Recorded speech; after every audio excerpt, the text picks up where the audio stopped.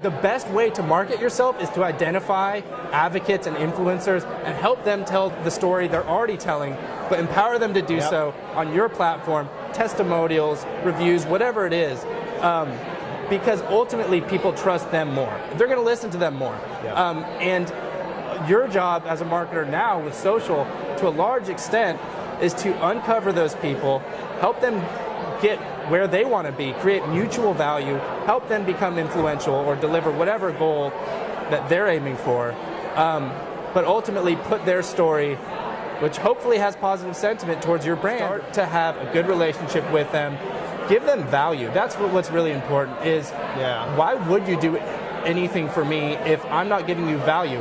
And that value does not have to be monetary. It can be just sending you content that I think you'll be interested in, like the conversation index that I send you.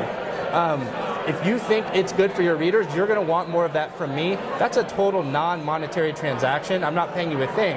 I'm giving you something that you want to then distribute to your audience. I think that's how most relationships with influencers should start. Here's a rule that I hope people take to heart.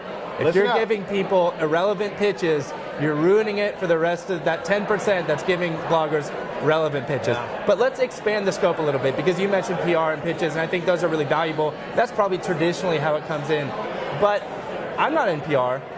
You know, you're an influencer I engage with. I engage with a lot of people and get them to cover the Bizarre Voice brand in various ways. It doesn't have to be a PR person. It can be, just a blogger like I am. It can be the CMO of a company, the CEO. It's all about relationships. So a good rule of thumb is whoever has cultivated that relationship and made the effort to start that relationship, that should be the person that reaches out to them. I'm not going to have someone's executive assistant reach out to you. You know my name. Because what's really important, the name in the from field of the email, I hear this over and over from people like David Armano. I think you've said it before as well. That's more important than the content of the email when you're trying to reach out to someone. Most of your engagement with an influencer, in my experience, should be not pitching anything. It should just be commenting on their blog. It should be retweeting things that you find interesting or are relevant to your company. Give them some value before you pitch.